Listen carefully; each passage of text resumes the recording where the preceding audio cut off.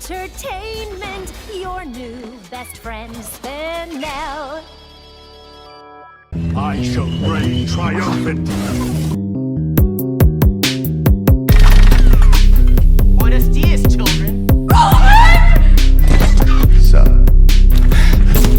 No! Hell, you're all gonna be doing that.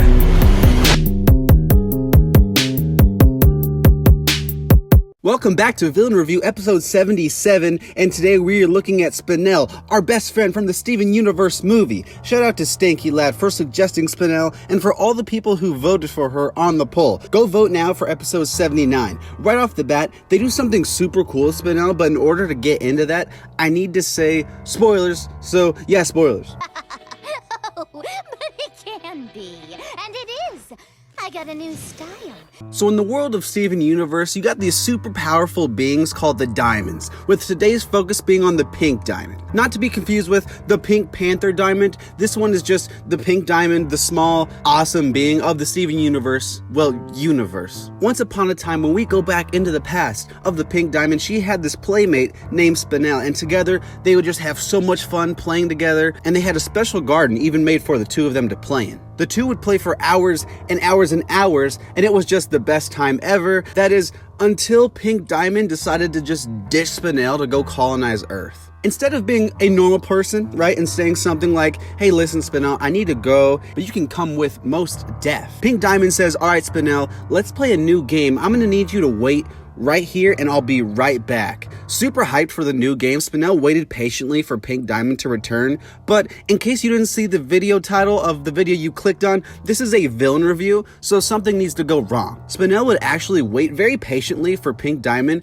for 6,000 years, just hoping that she would come back. But eventually she came to the realization that that wasn't gonna happen. Feeling abandoned and angry, Spinel would find the new reincarnation of Pink Diamond and plan on destroying everything and everyone it cared about. Right off the bat, this origin is a tough one. Not like bad, but it's just legit really sad. In the movie, when Spinel explains it, she's in this super innocent state, and it really is just crushing, and I really feel for her. Just seeing this happy and gleeful face fade is devastating, and whenever an innocent, childlike character loses that innocence, it's always sad. Straight up, this was me when I was watching this scene. Like, I felt terrible. The motive is a little misguided in wanting to take out all her anger on Steven when he did nothing wrong, but Spinel herself is very misguided, and even she admits later on that she was just looking for something to direct all her anger at. I think the origin and motive are definitely the best part of Spinel, and it makes the whole movie way better. I'm a little flattered that you liked the old me.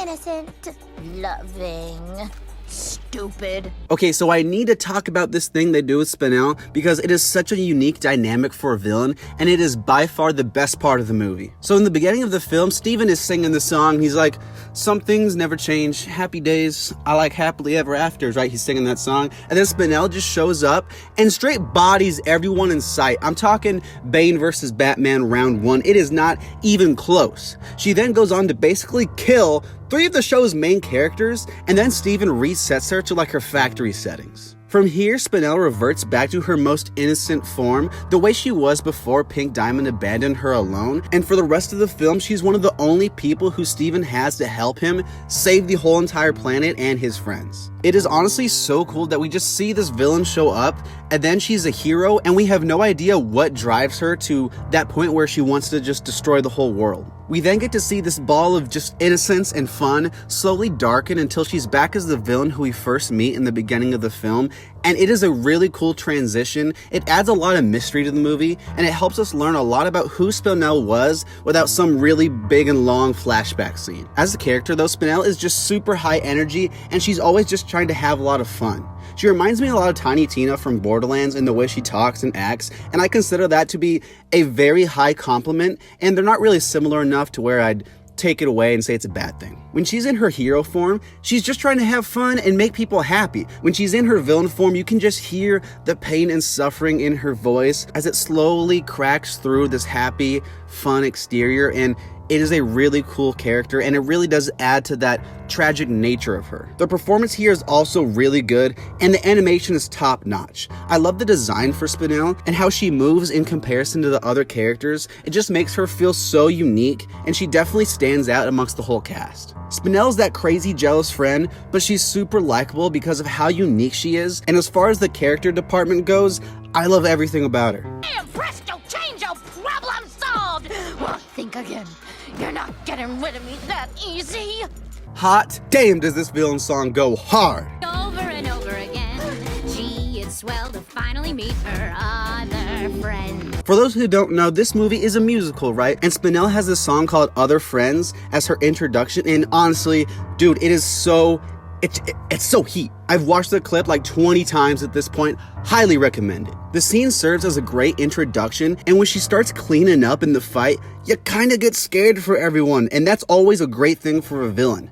That's right, I heard the story, don't really like how it ends. She is swell to finally meet her other. Besides that though, Spinel has some other really good scenes as well. I kind of hinted at it in the beginning of the movie, but the whole scene of her revealing her whole backstory, it is super sad, and it's just a tragic scene. I really feel for Spinel. She sings a song there as well, and while it doesn't go quite as hard as Other Friends, because that's like the best song of all time, the emotion in the song makes up for it, and it really is a good scene as well. In addition to those two songs, I just really enjoy having Spinel around when she's in her hero form. It's weird watching her act so friendly and fun-loving when all the problems in the movie are pretty much caused by her, but she doesn't even know that. Everyone hates her, and rightfully so, because she's gonna destroy the whole planet, but she's not really sure why.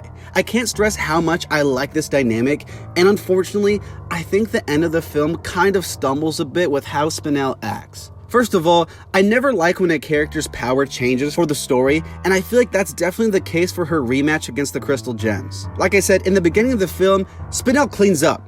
Like, it's not even close. But when they fight again, she kind of loses fairly easily.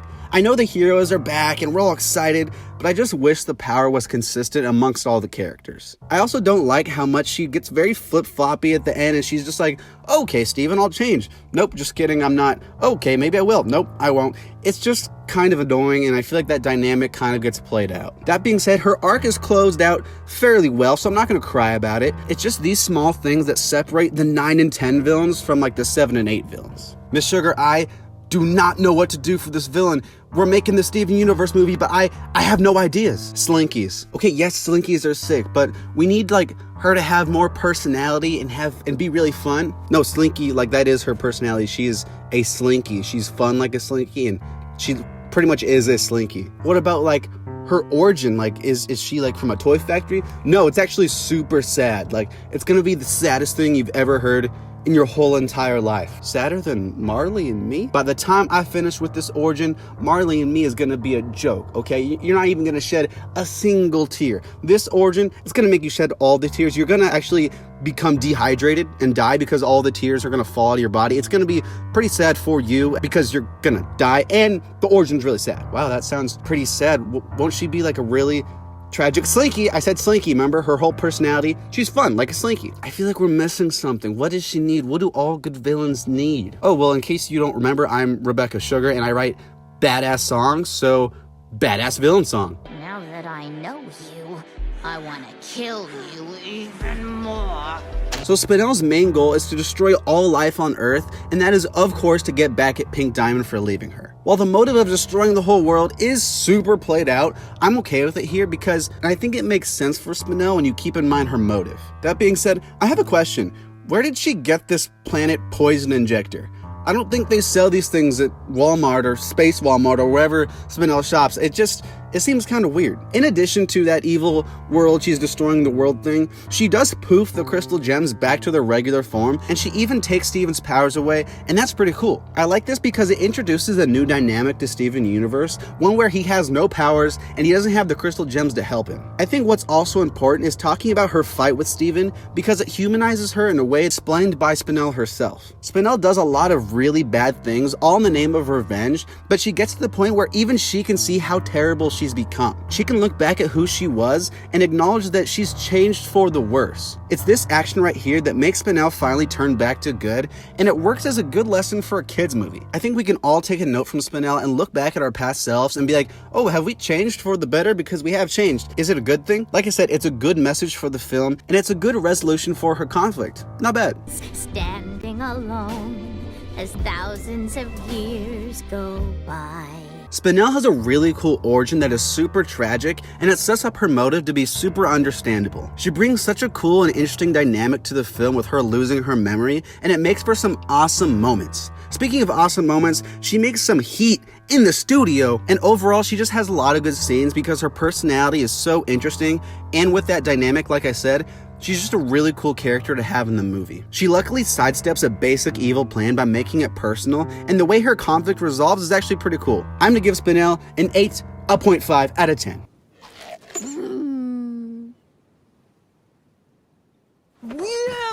Thank you so much for watching this episode of Villain Review. Let me know what you think of Spinel down in the comments. Did I miss anything about her? Do you have any thoughts about her? Let me know. Thanks again for watching. Comment below who I should do next, and I'll see you next time.